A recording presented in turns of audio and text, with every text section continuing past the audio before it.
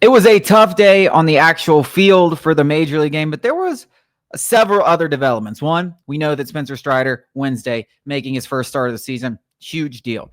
Two, Ronald Acuña, who's been out in Los Angeles, got the clear, the go-ahead to further his activities, quick movement stuff, running, basically the full go.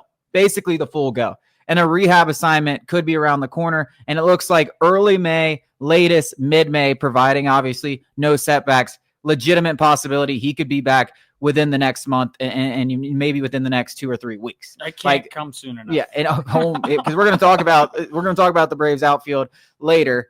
So that's obviously a huge deal. And then Craig Kimbrell for the Columbus Kings Clingstones. Great, weird name. Yeah. Great unis. Though. I was just about to say the unis are awesome. That's what when I said great, I went to name, but I was like, no, not the name. The unis, the peach and green unis, I'm all for those. And they're in Georgia. They're no longer out there in Mississippi, which was always kind of odd. You're never going to go see that. But he goes out there, throws a scoreless innings, only gives up a walk, 2 strikeouts.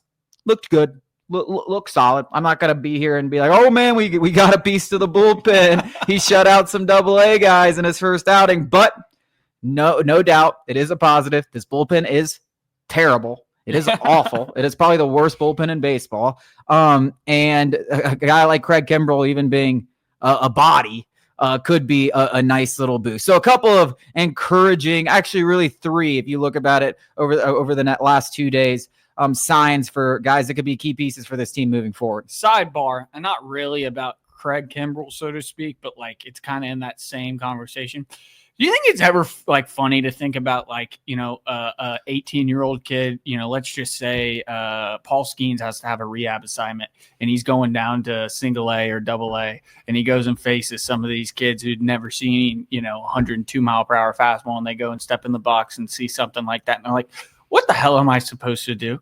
Like, how funny must that be? I mean, there's a lot of scenarios, and like even 30-year-old veteran who's just on the mend. Yeah, I mean, just think about Spencer Strider down there recently, in AAA Gwinnett, and look what he's been able to do. Now we'll see what happens with Strider in his first start. At the time of this recording, hasn't started. If you've seen it, hopefully it went great. Hopefully we got there. Oh, he threw 7 innings, scoreless, 14 strikeouts. We don't know that, but just look what he's able to do in Gwinnett. I mean, 13 strikeouts, set a Gwinnett Striper's record. Then he throws 5 and a third hitless inning. So yeah, it's even for the AAA guys that are you're right. But that are borderline major. Double A guys are like, what the hell am I supposed? They're closer to high school. I remember school. when the Braves signed Dallas Keuchel.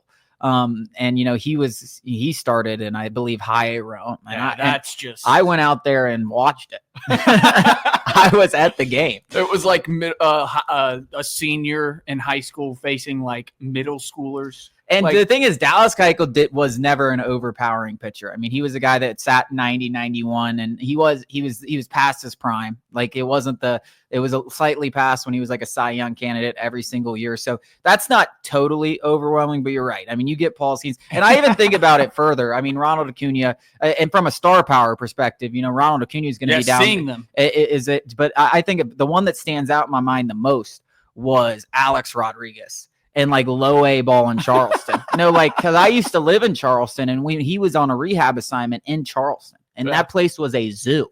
I mean, it was a legitimate zoo. Everyone was ready to see. I mean, you probably get excited if you're in the minor league ticket system. You oversee the AA ticket, and Strider gets hurt. Obviously for the entire organization, you're like, oh, this sucks. But then in the back of your mind, you're talking to your coworker and like, we're about to cash in, dude. No, I mean, listen, Jack Johnson and some of the affiliates of the Braves will send me updates from the games every day. What happened in the game. And usually I'm like, I don't really care, but sometimes like when Craig Kimbrell's pitching, it's like, oh yeah, hey, thanks for that. Like nice. You get the update in the email and they're excited about it too. It's like, yeah. And they make a point. I mean, Craig Kimbrell, they have to. Craig Kimbrell's in like every single, he's mentioned in everything, right? Because it's through 15 pitches. Yeah. Especially since he won't be there for hopefully very, very long. But yeah, that is true. All of that is true. It's hilarious to imagine the shock factor of some of these kids, because they are kids down there. I mean, you go low enough. I mean, they're seriously closer to middle school